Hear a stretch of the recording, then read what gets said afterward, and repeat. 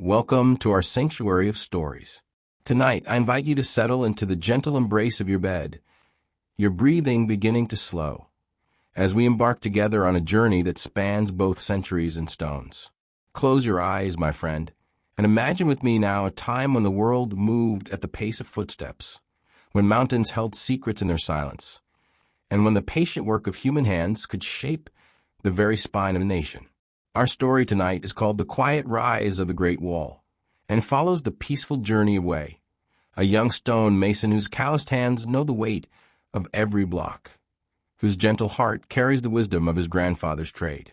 Wei has been chosen not for glory or conquest, but for a simple sacred task, to walk the length of the Great Wall during the Ming Dynasty, inspecting the ancient stones, ensuring their enduring strength, and carrying word from village to village of the wall's eternal watch.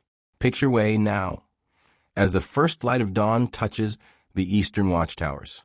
His weathered hemp robes flutter softly in the mountain breeze. A simple pack rests across his shoulders, containing his tools, his rice, and most precious of all, a small jade carving of a dragon that his grandfather pressed into his palm before this journey began. The great wall stretches before him like a stone dragon sleeping across the ridges, each block a scale, each tower a watchful.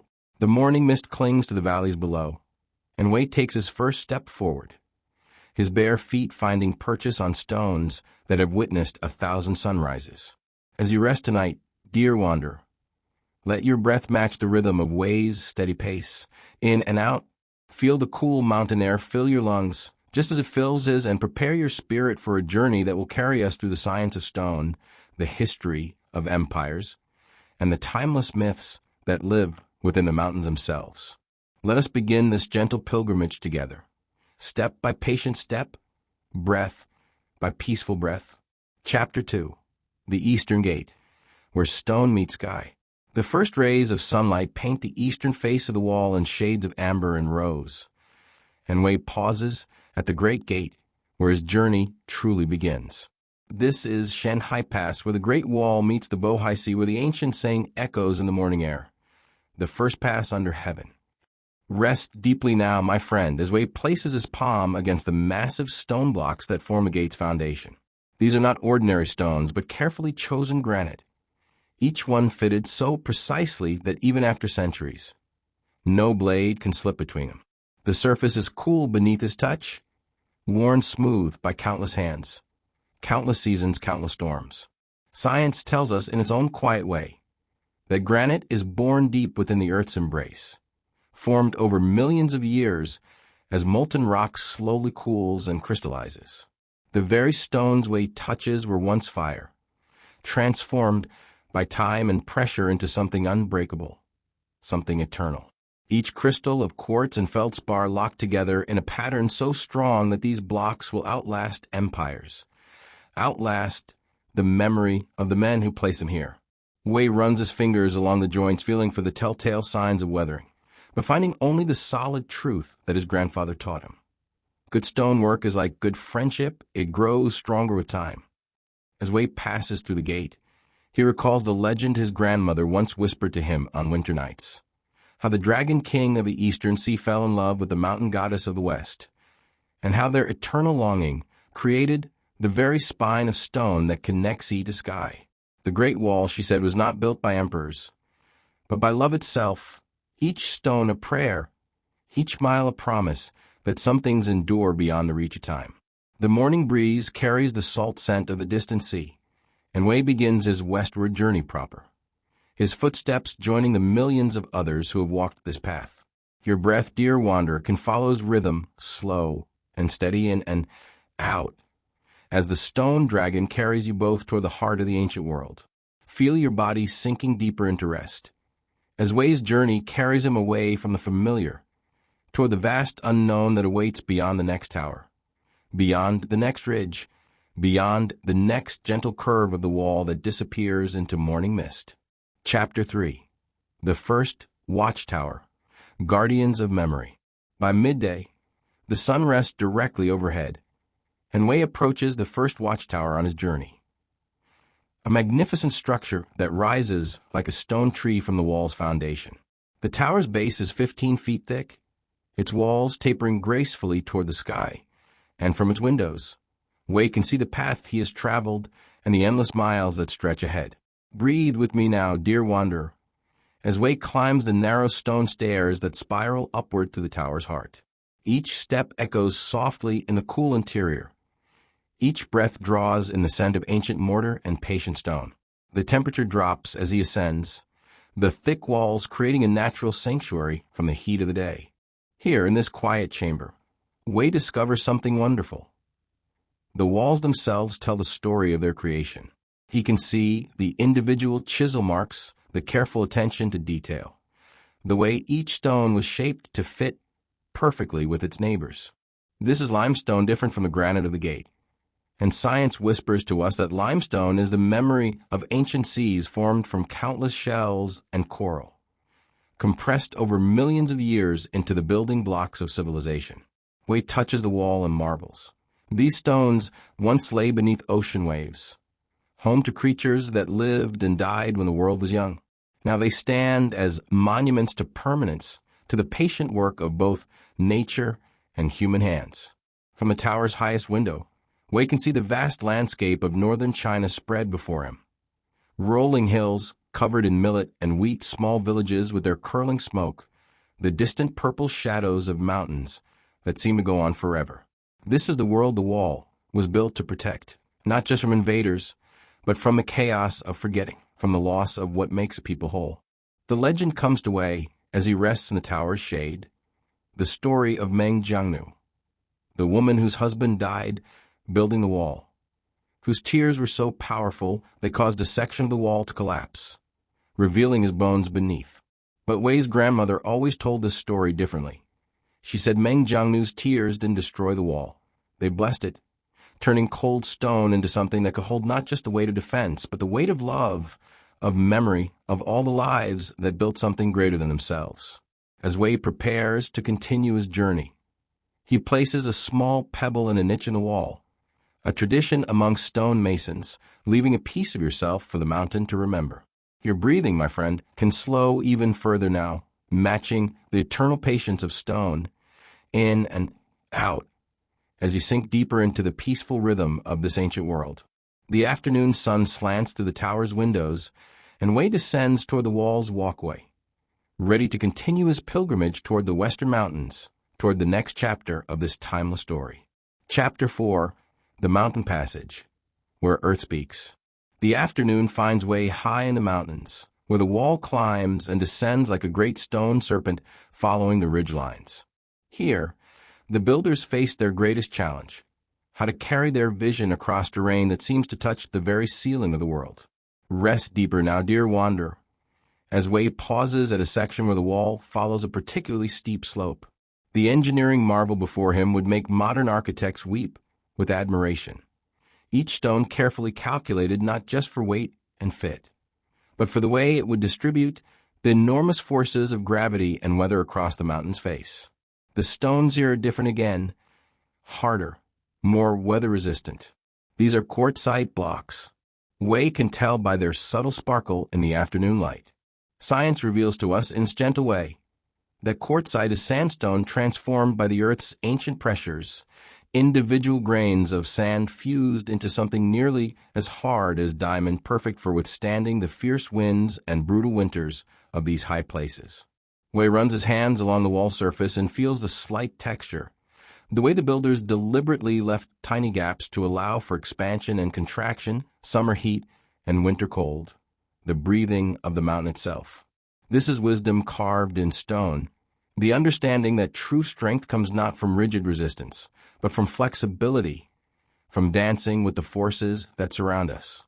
As Wei climbs higher, the air grows thin and sweet, and he pauses to rest in the shade of an ancient pine tree that has somehow found purchase in a crack in the wall. The tree's roots have grown around the stones, not breaking them, but embracing them, showing how life and human creation can exist in perfect harmony. From this height, Wei can see the wall stretching in both directions, disappearing into the blue distance, and he remembers another story his grandfather told about the mountain spirits who guided the builder's hands, how they would whisper in the night wind. Here, place the stone here. This ridge knows the secret of standing forever. The legend says that the wall was built not by imperial decree alone, but by the cooperation of earth and sky, mountain and valley, the ancient forces that shaped the world working together with human dreams. Each stone, the story goes, was blessed by the mountain spirits, given the strength to endure, the patience to weather storms, the wisdom to support not just the weight of other stones, but the weight of history itself.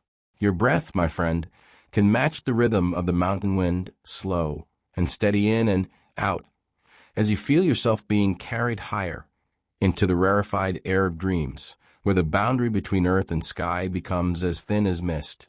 Wei continues his climb, each step a meditation, each breath a prayer, as the wall carries him toward the heart of the mountains, toward the ancient secrets that wait in the high places of the world. Chapter 5. The Valley of Echoes, where time stands still.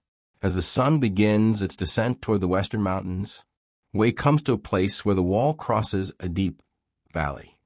And here, something magical happens. The builders constructed a section that curves gracefully, following the contours of the land, creating a natural amphitheater, where sound behaves in the most extraordinary way. Settle even deeper into rest now, dear wanderer, as Wei calls out softly, and hears his voice return to him, not once but many times, each echo carrying a different quality, a different story. The acoustics here are perfect, the stone walls positioned at exactly the right angles to capture and hold sound, to transform a simple human voice into something that seems to speak from the very heart of the mountain. The stones in this section are sedimentary, layers of ancient sandstone that Wei can read like the pages of an enormous book. Science tells us, in its quiet wisdom, that these stones were formed layer by layer, grain by grain, over millions of years, each stratum a chapter in the Earth's long story, wind and water and time working together to create the perfect medium for human artistry. Wei places his ear against the wall and listens to the subtle sounds within, the way the stones breathe with temperature changes, the way they sing in the wind, the way they hold and release the memory of every sound that has ever touched them.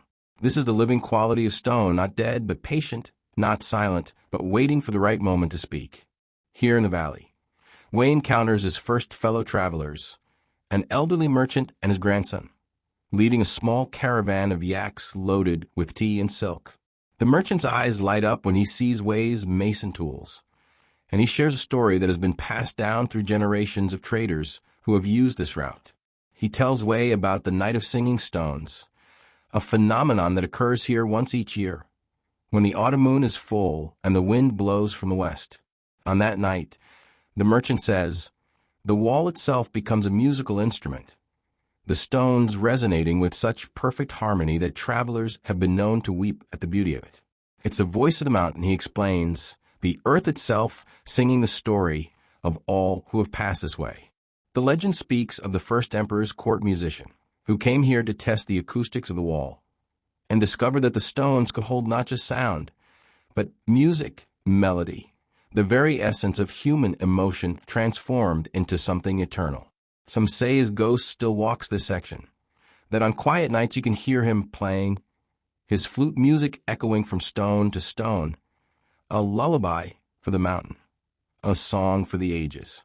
As evening approaches and the merchant's caravan continues west, Wei finds a small sheltered alcove in the wall, a place where countless travelers have rested, where the stones have been worn smooth by countless backs, countless dreams. Your breathing, my friend, can follow his into the gentle rhythm of evening, in and out, as the day's warmth slowly fades and the first stars appear in the darkening sky. The wall stretches on, patient and eternal, carrying Wei deeper into the heart of the ancient world, deeper into the mystery of stone and time, deeper into the dreams that built this wonder of the world. Chapter 6. The Fortress of Clouds, where heaven touches earth. Dawn breaks with Wei high in the clouds, at a fortress that seems to float between earth and sky. This is one of the wall's most magnificent sections, where the builders created not just a barrier, but a palace in the air, a place where the emperor's representatives could hold court literally above the world. Breathe deeply now, dear wanderer, as Wei enters the fortress through gates carved with dragons and phoenixes, symbols of the eternal balance between earthly power and heavenly wisdom. The morning mist swirls around the towers, and Wei feels as though he has stepped into a realm where the normal rules of time and space no longer apply. The stones here are different once again, polished marble that gleams like snow in the early light. Science whispers to us that marble is limestone's greatest achievement, transformed by heat and pressure into something that can hold the finest detail, the most delicate carving, the most perfect expression of human artistry. These stones began as ancient seafloor, lived as sturdy building blocks, and achieved their final form as something approaching sculpture. Wei traces the carved dragons with his finger, marveling at how the ancient artisans made cold stone flow like water, how they captured the essence of movement in something that will never move, the essence of life in something that will never die. Each scale is perfect, each whisker distinct, each flame carved with such precision that it seems to flicker in the changing light. In the fortress's main hall, Wei discovers something extraordinary. The walls are covered with paintings not on silk or paper, but painted directly onto the stone itself, colors that have lasted for centuries because they were mixed with minerals, with the very essence of the earth itself. The paintings tell the story of the wall's construction. Thousands of workers moving like ants across the landscape, carrying stones, mixing mortar, raising towers toward the sky. But the most beautiful painting shows something else, the wall not as a barrier, but as a bridge connecting the earth to the heavens, allowing the dragon spirits of the mountains to dance with the phoenix spirits of the sky. In this painting, the wall is alive, breathing, growing, becoming something far greater than its builders ever imagined. Wei climbs to the fortress's highest tower, and here, surrounded by clouds, he remembers the story his grandmother told about the master builder, the legendary figure who supposedly designed the wall's most challenging sections.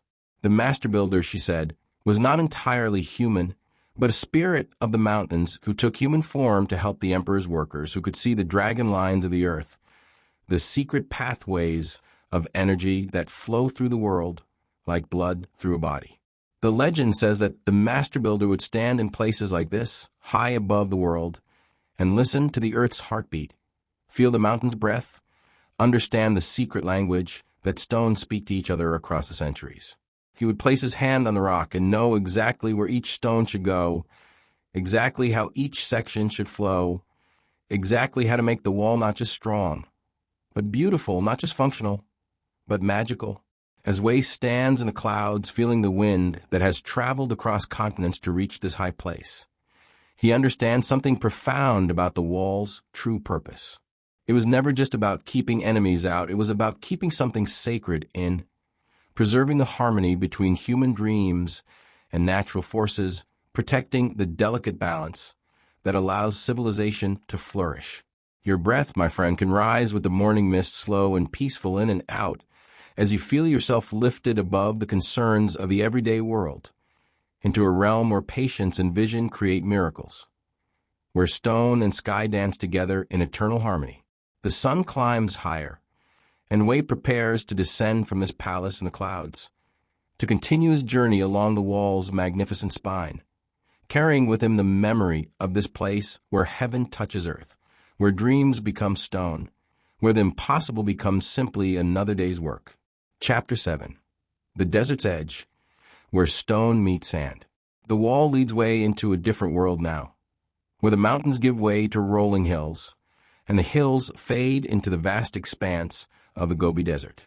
Here, the wall's character changes once more, becoming broader, lower, built to withstand not mountain winds, but the patient erosion of sand and sun.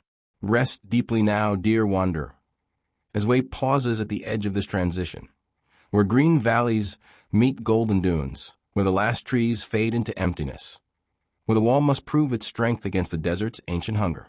The stones here are sun-baked brick, clay, and sand transformed by fire into something that can stand against the desert's endless patience. Science tells us in its gentle way that these bricks were made using a technique perfected over thousands of years, mixing clay with straw, water with earth, creating a material that breathes with the desert's rhythm. expanding with the day's heat, contracting with the night's cold, flexible enough to bend without breaking, strong enough to last for centuries. Wei touches the wall surface and feels the subtle texture.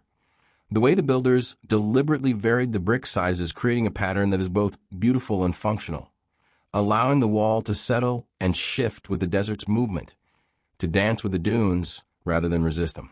This is wisdom written in clay, the understanding that true strength comes not from fighting the desert, but from learning its language. As Wei walks along this section, he notices something beautiful. The wall is not empty, but alive with small creatures who have made it their home. Lizards dart between the bricks, seeking shade in the tiny crevices.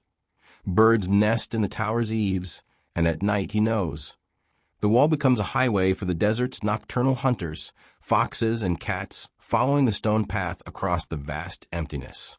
The builders understood this. They created not just a barrier, but a habitat, a place where life could flourish even in the harshest conditions. Small drainage holes allow water to flow, preventing the destructive buildup of ice in winter. And these same holes become tiny oases sheltering insects and plants, creating a chain of life that stretches across the desert. Here, Wei meets a Silk Road merchant, an old man whose caravan has been following the wall for protection from sandstorms. The merchant's eyes are bright with the wisdom of the desert, and he shares a story that has been passed down through generations of travelers who have used the wall as their guide through the trackless dunes.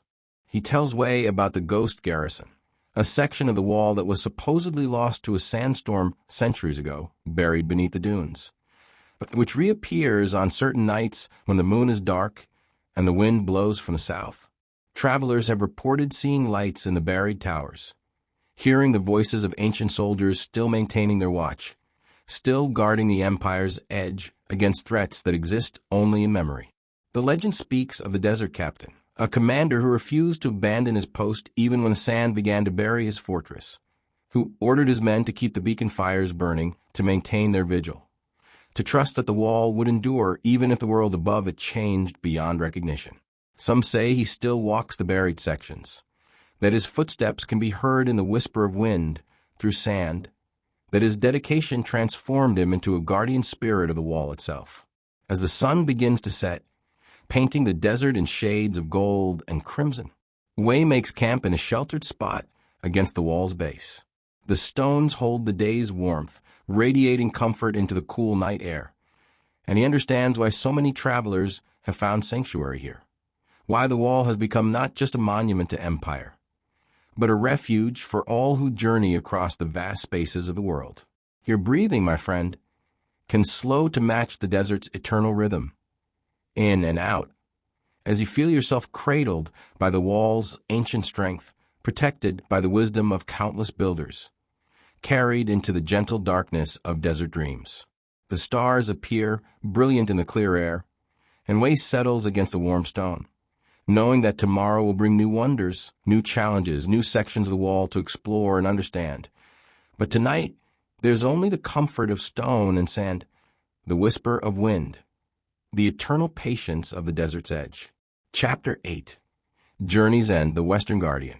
After weeks of walking through mountains and valleys, across high plateaus and desert edges, Wei finally approaches the wall's western terminus. Here at Jiaguan Pass, the great dragon of stone comes to rest, its final tower rising like a beacon against the vast sky of the western frontier. Breathe deeply now, dear wanderer, as Wei stands before the Western Guardian, the fortress that marks the end of the Great Wall and the beginning of the true wilderness. This is the first and greatest pass under heaven, the last outpost of the Middle Kingdom, where the wall's long journey across the spine of China finally comes to its magnificent conclusion. The fortress here is unlike anything Wei has encountered, built not just for defense, but as a statement, a declaration that even here at the edge of the known world, the ideals of civilization, the dreams of unity, the patient work of human hands can create something eternal. The walls rise in perfect proportion, the towers balanced with mathematical precision, the gates carved with inscriptions that speak of permanence, of endurance, of the eternal watch that never ends. Wei places his hand on the final stone, the very last block of the Great Wall, and feels the weight of completion, the satisfaction of a task finished, a promise kept.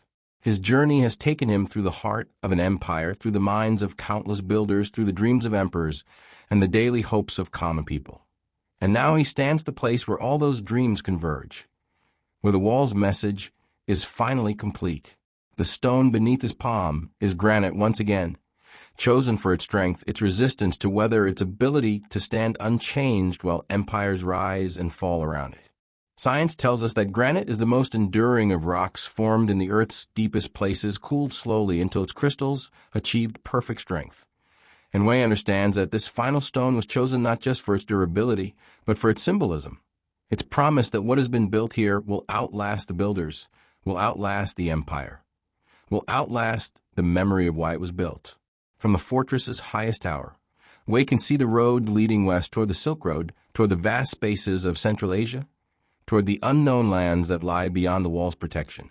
But he also sees something else, the way the wall has changed him, the way the journey has opened his eyes to the true nature of stone, of time, of the patient work that creates lasting beauty.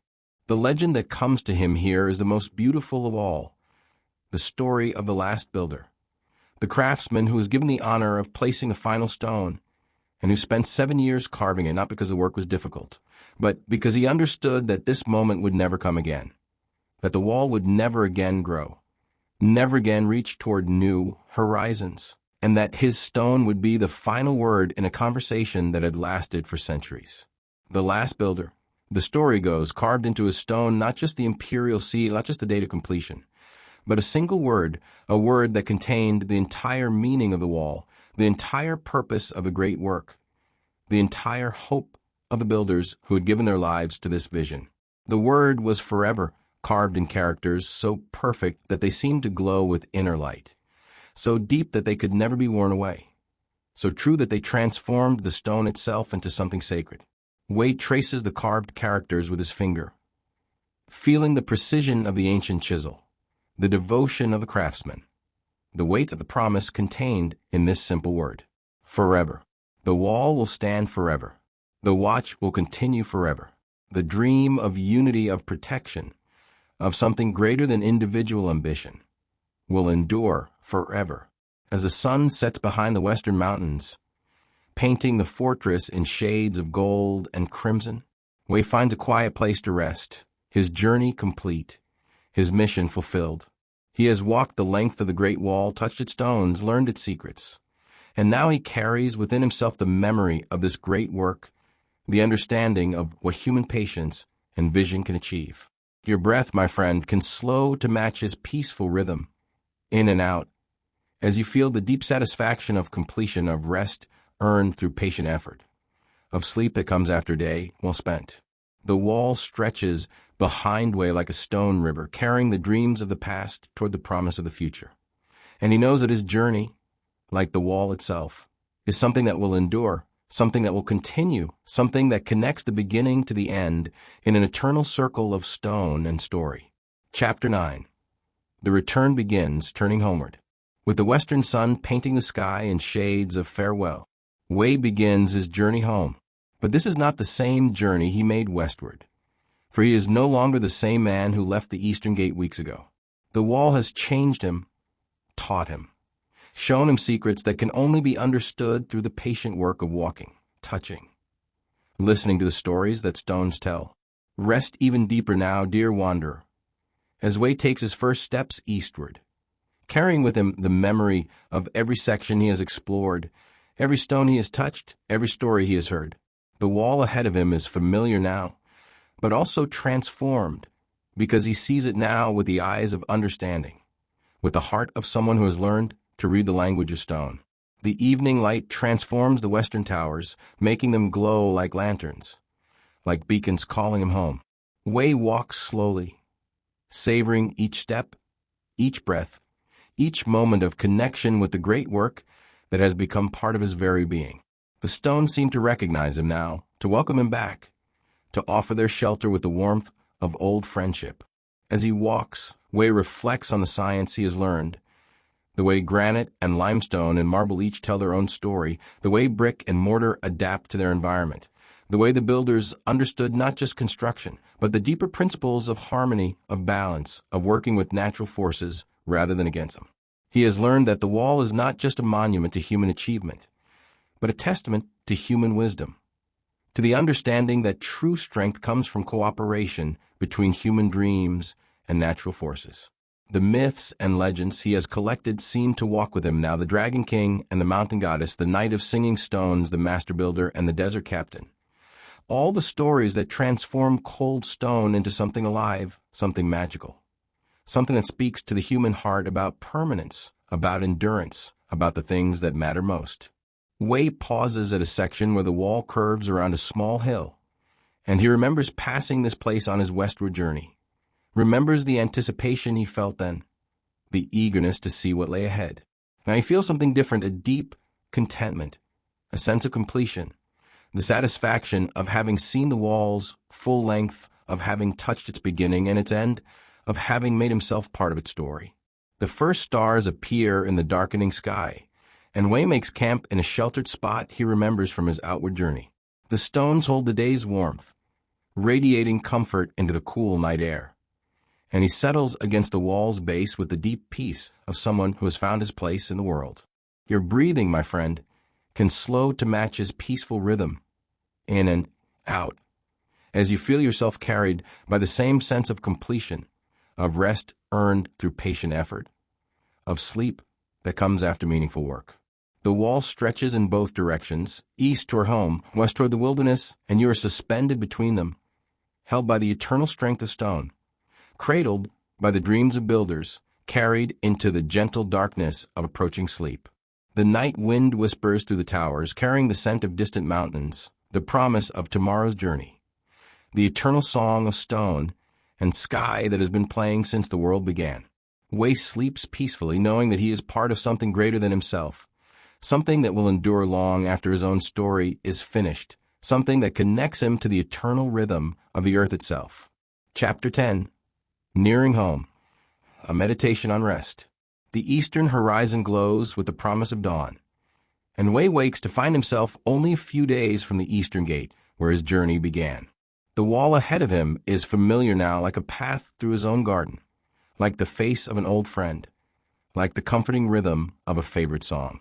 Settle into the deepest rest now, dear wanderer, as Wei walks these final miles with the slow, meditative pace of someone who has learned the true meaning of patience. Each step is a meditation, each breath a prayer, each moment a chance to absorb the final lessons that the wall has to offer. The stones here seem to glow with inner light, not because they are different from stones he encountered in the West, but because his eyes have learned to see them truly. The morning sun illuminates the granite blocks, revealing the subtle variations in color and texture. The way each stone is unique, perfect in its own way, essential to the strength of the whole. Wei touches the wall and feels its pulse, the way it breathes with the changing temperature, the way it responds to the wind, the way it holds and releases the energy of the earth itself. This is the final teaching of the wall, that true strength comes not from rigidity, but from flexibility, from the ability to bend without breaking, to endure without losing the essential nature that makes endurance worthwhile. The landscape around him is green with early summer, the fields full of growing grain, the villages busy with the daily work of life. The wall has protected all of this, not just from invasion, but from the chaos of forgetting, from the loss of connection to the deep rhythms that sustain all life. It has preserved not just territory, but the space in which culture can flourish, in which children can grow up safely, in which the work of countless generations can continue. Wei thinks about the stone masons who will come after him, who will walk this same path, who will touch these same stones, who will learn the same lessons about patience, about endurance, about the way human dreams can be transformed into something that outlasts the dreamers themselves. The wall is not just a monument to the past, but a teacher for the future, a constant reminder that the most important work is done slowly, carefully, with attention to detail and deep respect for the materials at hand. As he walks, Wei notices something he had missed on his westward journey. The way the wall is integrated into the landscape, not imposed upon it, but growing from it naturally, like a tree that has learned to dance with the wind, like a river that has found its true course. The builders understood something profound about the relationship between human effort and natural forces, about the way true strength comes from cooperation, from finding the harmony that allows both to flourish. The afternoon light slants through the watchtowers, creating patterns of shadow and illumination that seem to shift and dance.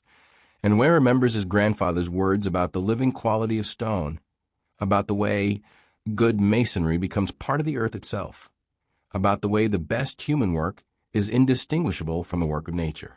Your breath, my friend, can slow to match the eternal rhythm of the wall, in and out as you feel yourself approaching the deep rest that comes at the end of a meaningful journey. The wall stretches ahead, familiar now welcoming, offering its shelter to all who seek the peace that comes from being part of something greater than oneself. The sun moves toward the western mountains, and Wei knows that tomorrow he will reach the eastern gate, will complete his circuit of the Great Wall, will return to the world of daily life with the memory of this journey burning bright in his heart. But tonight, there is only the comfort of stone and sky, the whisper of wind through the towers, the eternal song of the wall that carries all travelers safely home. Chapter 11. Echoes of the Road, the Valley of Singing Stones. Wei sleeps peacefully in his own bed now back in the village near the eastern gate, but his dreams carry him back to the valley where the wall crossed the ancient amphitheater, where sound itself became part of the architecture, where the stones learned to sing, in the realm of dream and memory. Dear wanderer, Wei finds himself standing once again in that magical place where the wall curved gracefully around the valley's edge, where the echo of his voice had returned to him transformed, multiplied, made sacred by the patient work of stone and acoustics. Rest deeply now, as Wei's sleeping mind explores the deeper mysteries of that place, the way the builders had understood not just the physics of sound, but its spiritual power, its ability to connect human hearts across time and distance. The stones in the valley were not just building blocks, but instruments carefully tuned to capture and amplify the essential frequencies of human expression.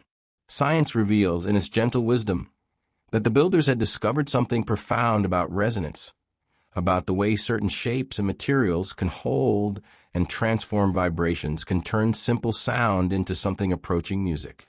The limestone walls of the valley were positioned at precise angles, their surfaces sculpted to specific curvatures, creating a natural concert hall where even the smallest whisper could become song. In his dream, Wei hears the merchant story again about the night of singing stones, when the autumn moon rises full and the wind blows from the west, when the entire valley becomes a musical instrument played by the mountain itself. He sees the ancient court musician, the master of the jade flute, who first discovered the valley's magical properties, who spent years learning to play duets with the stones themselves.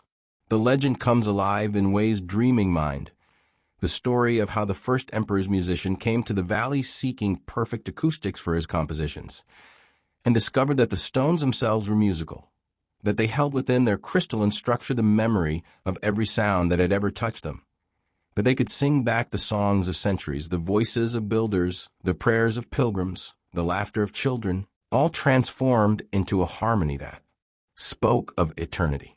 Wei dreams of standing in the valley at midnight, when the moon is dark and the stars shine with unusual brightness, when the stones begin their ancient song, not heard but felt, not listened to but absorbed, a vibration that enters through the feet and rises through the body, connecting the dreamer to the deep pulse of the earth itself. The music of the stones speaks of patience, of the slow work of water on rock, of the patient accumulation of sound, of the way every voice that has ever echoed in the valley has become part of its permanent song. Wei understands now that the wall is not just a barrier, but a musical instrument, not just a defense, but a way of harmonizing human dreams with the natural world. Your breathing, my friend, can slow to match the rhythm of the stone's ancient song in and out, as you feel yourself drawn into the valley's magical embrace, into the place where sound becomes light, where echo becomes eternity, where the simplest human voice can join the eternal chorus of the earth itself. In his dream, Wei places his hand on the valley's wall and feels the vibration of countless voices. All the people who have passed this way, all the stories they have told, all the songs they have sung, all preserved in the patient memory of stone, all waiting to be heard again by those who know how to listen. The dream carries him deeper, into the heart of the valley, where the echoes multiply and harmonize, where past and present merge in the eternal song of the stones, where Wei finally understands that his journey along the wall was not just a physical pilgrimage, but a musical composition, each step a note, each breath a measure, each moment a contribution to the endless symphony of human dreams made manifest in stone. Chapter 12. Echoes of the Road. The Cloud Palace Remembered. Wei's dreams drift higher now, carrying him back to the fortress that floated between earth and sky, where the wall climbed into the very clouds, where the builders had created not just a defensive position, but a palace fit for the conversation between human ambition and heavenly wisdom. In the soft realm of sleep, dear wanderer, Wei stands once again in the marble halls of the Cloud Palace, surrounded by the carved dragons that seem to move in the shifting light, by the painted walls that tell the story of the wall's creation, by the windows that frame the infinite sky like paintings of eternity itself. Breathe deeply now, as Wei's sleeping mind explores the deeper mysteries of the high places, the way the builders had understood that true strength comes not from fighting a mountain, but from learning to dance with it, to work with its rhythms, to find the harmony that allows human dreams to flourish in the most challenging environments. The marble stones of the Cloud Palace were not just building material, but transformation itself, limestone that had been changed by the earth's deep pressures, that had learned to hold light, to reflect beauty, to become a canvas for the most refined human artistry. Each carved dragon scale was a meditation, each painted cloud a prayer, each window a doorway to the infinite. In his dream, Wei recalls the legend of the master builder, the mysterious figure who supposedly designed the wall's most challenging sections, who could read the dragon lines of the earth, who understood the secret language that mountains speak to each other across the ages. The master builder had stood in places like the Cloud Palace, listening to the wind, feeling the mountain's pulse, understanding exactly how to make human architecture sing in harmony with natural forces. The dream carries Wei to the palace's highest tower, where he can see the wall stretching in all directions, disappearing into the blue distance, a stone river flowing across the spine of the world. From this height, he understands something profound about the wall's true purpose, not just to keep enemies out, but to keep sacred space in, to preserve the delicate balance that allows civilization to flourish, to protect the quiet places where wisdom can grow. The painted walls come alive in Wei's dreaming mind, showing him the wall not as a static barrier, but as a living thing breathing with the seasons, growing with the years, becoming something far greater than its builders ever imagined. The dragons in the paintings dance through clouds, the phoenixes sing from painted peaks, and the wall itself becomes a bridge between earth and heaven, a ladder of stone that allows human dreams to climb toward the stars. Wei's dream self places his hand on the marble wall and feels the vibration of countless prayers, all the people who have stood in this high place, all the hopes they have carried, all the dreams they have offered to the sky, all preserved in the patient memory of stone, all waiting to be felt again by those who know how to listen with their hearts. The master builder appears in the dream, not as a figure of authority, but as a gentle teacher, showing Wei how to read the signs in the stone, how to understand the mountain's language, how to work with natural forces rather than against them. The master builder's hands are skilled but patient, his eyes wise but kind, his voice soft but carrying the authority of someone who has learned to speak the earth's own language. Your breathing, my friend, can rise with the mountain mist, slow and peaceful in and out, as you feel yourself lifted into the rarefied air of the high places, where the boundary between dream and reality becomes as thin as cloud, where the impossible becomes simply another way of seeing, where human dreams learn to dance with the eternal rhythms of the earth. In his dream, Wei understands that the Cloud Palace was not just a fortress, but a school, a place where the builders learned to transform stone into something approaching music, where they discovered that the highest human achievement comes not from conquering nature, but from learning to participate in its endless creativity, from finding the harmony that allows both human dreams and natural forces to flourish in perfect balance. The dream carries him deeper into the heart of the mountain, where the stone itself dreams, where the deep rhythms of the earth pulse like a vast heartbeat, Wei finally understands that his journey along the wall was not just a physical pilgrimage, but a spiritual awakening, a chance to learn the patience of stone, the wisdom of the high places, the eternal dance of earth and sky. Chapter 13. Echoes of the Road. The Desert's Eternal Watch. Wei's dreams carry him westward now, back to the edge of the great desert, where the wall's character changed, where mountain granite gave way to desert brick, where the builders learned to work with sand and sun to create something that could endure the patient hunger of the endless dunes. Rest in the deepest peace now, dear wanderer, as Wei's sleeping mind returns to that place where green valleys met golden emptiness, where the wall became broader, lower, built to breathe with the desert's rhythm, to bend with its movements, to find strength through flexibility rather than rigid resistance. In the soft realm of dream, Wei stands again before the sun-baked bricks, feeling their subtle texture, their deliberate variation in size and shape, the way the builders created a pattern that was both beautiful and functional, that allowed the wall to settle and shift with the desert's endless dance. These were not just building blocks, but lessons in adaptation, in finding the harmony between human dreams and natural forces. The desert section of the wall comes alive in Wei's dreaming mind, no longer empty but teeming with life, with the small creatures who have made it their home, with the lizards and birds and desert flowers that prove life can flourish even in the harshest conditions. The builders understood this. They created not just a barrier, but a habitat, a chain of oases stretching across the vast emptiness. Science whispers in the dream, revealing the deeper mysteries of the desert brick, how clay and sand and straw were transformed by fire into something that could stand against the desert's ancient patience. The builders had learned to work with the desert's own materials, to understand its rhythms, to create something that belonged to the landscape rather than fighting against it. Wei dreams of the Silk Road merchant, the old man with eyes bright with desert wisdom, who told him about the ghost garrison, the section of wall lost to sandstorms, buried beneath the dunes, but still maintaining its eternal watch. In the dream, Wei sees the buried fortress, its towers rising from the sand like ancient temples, its beacon fires still burning with ghostly light, its guardian spirits still walking their rounds.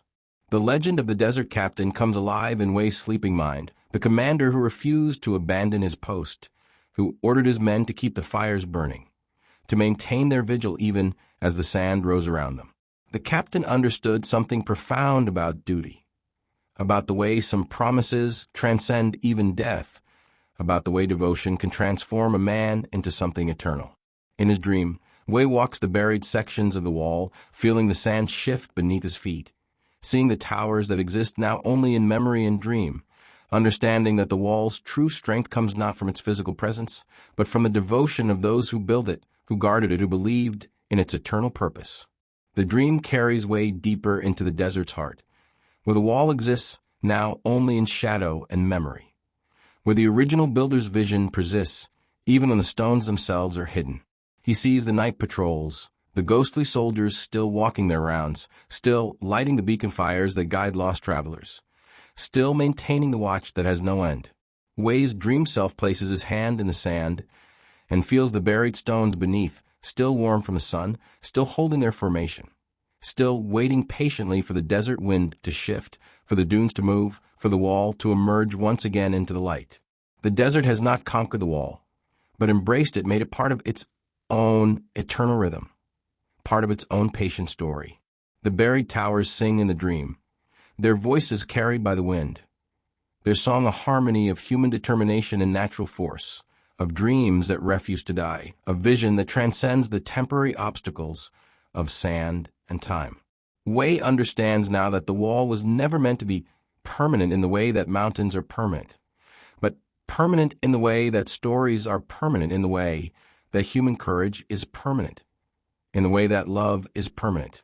Your breathing, my friend, can slow to match the desert's eternal rhythm, in and out, as you feel yourself cradled by the endless patience of sand and stone, by the understanding that some things endure not because they resist change, but because they learn to dance with it, to become part of the eternal flow of transformation that shapes all things. In his dream, Wei sees the wall's true purpose not to divide the world, but to unite it, to show that human dreams can find expression even in the most challenging places. that dedication and patience can create something that outlasts empires, that the most beautiful monuments are not built to last forever, but to inspire forever, to remind each generation that the impossible is simply another word for the work that hasn't been done yet. The dream carries him deeper, into the heart of the desert's mystery, where the buried wall becomes a metaphor for all the hidden strengths that lie beneath the surface of the world, where Wei finally understands that his journey was not just about walking the wall's length, but about discovering the buried walls within himself, the hidden strengths, the patient endurance, the quiet courage that allows ordinary people to create extraordinary things. Chapter 14. Echoes of the Road. The First Gate's Promise. Wei's dreams bring him full circle now, back to the Eastern Gate where his journey began, back to Shanghai Pass where the Great Wall meets the sea, where the ancient saying echoes in his sleeping mind. The first pass under heaven. In the gentle realm of dream. Dear wanderer, Wei stands once again before the massive granite blocks, feeling their coolness beneath his palm, their precision in fitting, their promise of endurance that stretches beyond human comprehension. But now he sees them with different eyes, with the understanding that comes from having walked the walls full length, from having touched its westernmost stone, from having learned its deepest secrets. Breathe deeply now, as Wei's sleeping mind explores the deeper meaning of the gate, not just as a beginning, but as a completion, not just as an entrance, but as a circle. Return to the place where all journeys start and end, where the wall's message becomes clear to those who have the patience to hear it. The granite stones seem to pulse with inner light in the dream, each crystal of quartz and feldspar a star in the stone's constellation, each block a chapter in the Earth's long story. Science whispers that granite is the most ancient of rocks formed in the planet's deepest furnaces, cooled slowly over millions of years, achieving a strength that can outlast continents. And Wei understands now that the builders chose granite for the gates because they understood something profound about time, about the way true strength is achieved not quickly, but patiently, not through force, but through endurance. In his dream, Wei recalls his grandfather's words about the dragon king of the eastern sea and the mountain goddess of the west, about how their eternal longing created the spine of stone that connects water to sky. The wall, his grandmother had said, was not built by emperors, but by love itself, each stone a prayer, each mile a promise that some things endure beyond the reach of time. The dream carries Wei to the top of the gate tower, where he can see both the sea and the mountains, both the beginning and the end of his journey, both the question and the answer that the wall represents. From this height, he understands that the wall was never about separation, but about connection, about creating a thread that could bind the vast spaces of the world together, about proving that human vision can stretch across any distance, survive any obstacle, endure any challenge. The morning mist rises from the sea in Wei's dream, carrying the salt scent of endless waters, the promise of journeys yet to come, the understanding that every ending is also a beginning, that every completion opens the door to new possibilities. The wall stretches westward from the gate, disappearing into the blue distance, a stone river flowing toward the heart of the world, carrying with it the dreams of all who built it, all who walked it, all who learned its lessons about patience and endurance. Wei's dream self places his hand on the gate's inscription, the characters carved deep in the stone, proclaiming this place as the first pass under heaven. And he feels the weight of that claim, the responsibility it carries, the promise it makes to all who pass through. This is not just a gate, but a doorway to understanding, a threshold between the ordinary world and the realm of eternal things, a place where human dreams touch the infinite. The ancient builders appear in the dream, not as individuals, but as a presence, a collective spirit of all who contributed to the wall's creation, who carried stones, who mixed mortar, who shaped the vision into reality. They smile at Wei with the quiet satisfaction of work well done, of promises kept, of dreams made manifest in stone and mortar and patient human effort. Your breathing, my friend, can slow to match the eternal rhythm of the gate, in and out, as you feel yourself standing at the threshold between sleeping and waking, between dream and reality, between the journey and the home that waits at journey's end. The gate opens both ways, welcoming the traveler who begins the journey, celebrating the pilgrim who returns with wisdom, offering its blessing to all who have the courage to walk the wall's length, to learn its lessons, to carry its message into the world. In his dream, Wei understands that the gate is not just the wall's beginning, but its heart, the place where all the wall's purposes converge, where defense becomes welcome, where barrier becomes bridge, where the impossible becomes simply another day's work for those who have learned to think in terms of centuries rather than moments, to build for eternity rather than for today. The dream carries him deeper into the heart of the gate's mystery, where the stone itself dreams of the journeys it has witnessed, the travelers it has welcomed, the stories it has heard, where Wei finally understands that his own journey was never separate from the wall's journey, that in walking its length, he became part of its story, part of its eternal watch, part of its promise to endure. Chapter 15. The Eternal Meditation, where stone becomes sky. Wei's dreams dissolve now, the specific images fading like morning mist, leaving only the essence, the eternal truth that lies beneath all stories, the understanding that some things transcend the boundaries of time and space, that some truths can only be experienced, never fully explained, only shared in the quiet moments when the heart learns to listen to the deeper rhythms of existence. Let yourself drift now, dear wanderer, beyond the specific stones of the wall, beyond the particular journey of Wei the Mason, beyond the historical details and the scientific explanations, into the realm where all stories converge, where all journeys end and begin, where the eternal principles that govern the universe reveal themselves in the gentle silence of perfect rest. Breathe now with the rhythm of the earth itself, in and out, feeling your breath connect you to the endless cycle of transformation that shapes all things, the way mountains rise and fall, the way rivers carve their paths, the way human dreams take shape in stone and mortar and the patient work of countless hands. The wall exists now not as a physical structure, but as a principle, the understanding that some things are worth building slowly, carefully, with attention to detail and deep respect for the materials at hand. It teaches us that true strength comes not from resistance, but from flexibility, not from fighting natural forces, but from learning to dance with them, to find the harmony that allows both human dreams and natural processes to flourish.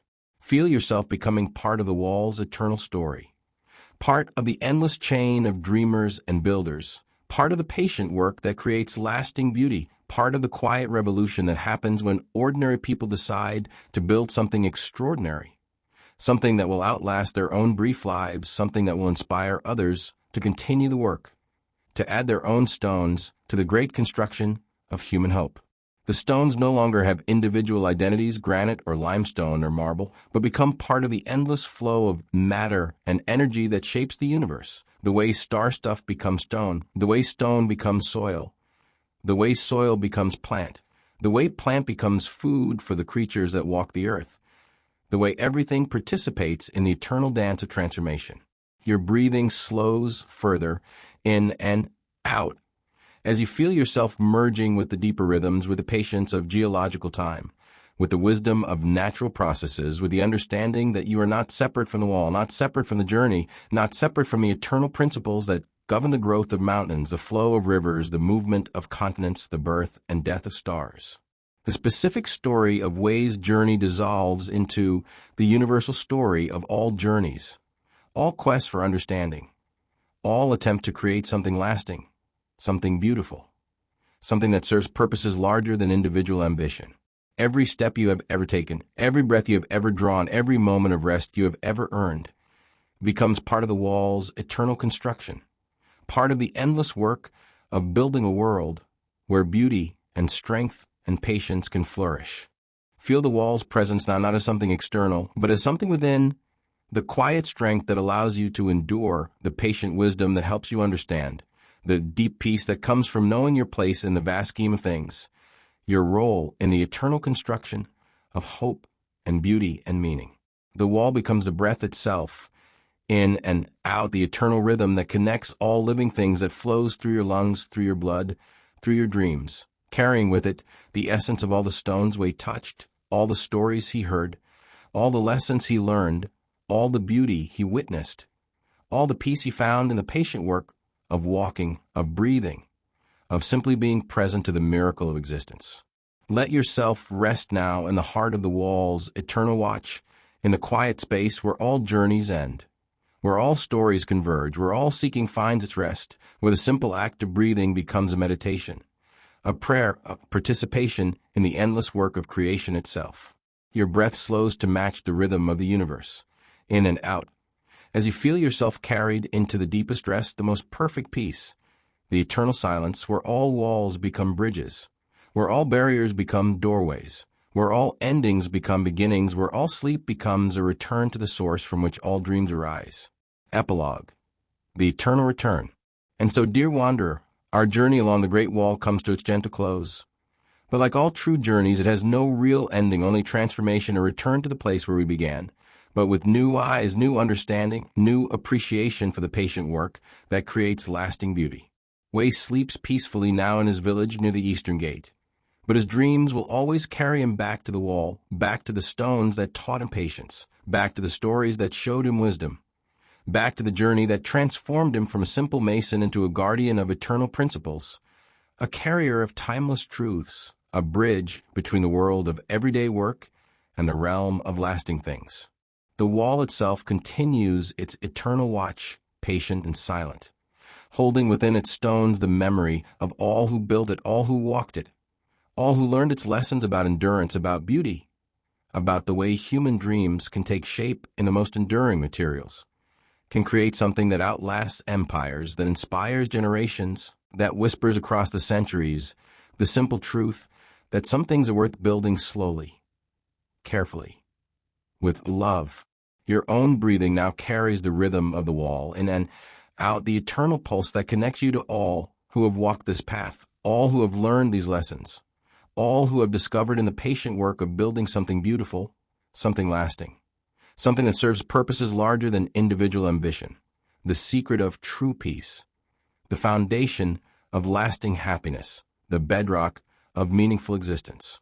As you rest now in the deepest sleep, let the wall's presence remain with you not as a memory, but as a living reality, a source of strength when you need endurance, a wellspring of wisdom when you seek understanding, a sanctuary of peace when the world seems chaotic, a reminder that the most important work is done quietly, patiently, with attention to detail and deep respect for the materials at hand.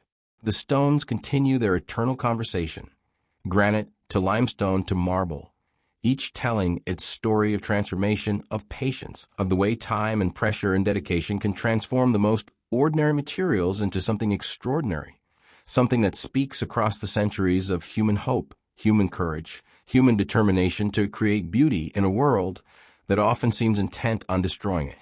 And in the quiet moments before sleep takes you completely, remember that you too are part of the wall's eternal construction, that every act of patience, every moment of kindness, every breath taken in peace, every dream dreamed in hope adds another stone to the great wall of human civilization, another thread to the tapestry of beauty and meaning that spans the generations, another note to the eternal song that rises from the earth itself. Sleep now, my friend. Sleep in the peace of stones. Sleep in the patience of builders. Sleep in the eternal watch of the wall that protects all who seek rest, all who dream of beauty, all who work with quiet dedication to create something lasting, something meaningful, something that whispers across the darkness the simple truth that love endures, that beauty persists, that the patient work of building a better world continues stone by stone, breath by breath, dream by dream. Good night, dear wanderer. May your dreams be built of the same granite that forms the wall's foundation. May your rest be as deep as the earth's patience. May your sleep be as peaceful as the silence between stones. And may you wake tomorrow with the quiet strength of those who have learned to build for eternity, to work for beauty, to live for purposes larger than themselves. Good night, my friend. May your dreams be lit by the same light that guided us from beginning to forever, from the Eastern Gate to the Western Mountains, from the first stone to the last, from this moment to eternity itself. The wall watches over you now, patient and eternal, as it has watched over countless dreamers, countless builders, countless souls who have found in the patient work of creation the secret of lasting peace, the foundation of enduring joy, the bedrock of meaningful existence. Sleep now, sleep deep, sleep in the heart of the wall's eternal embrace.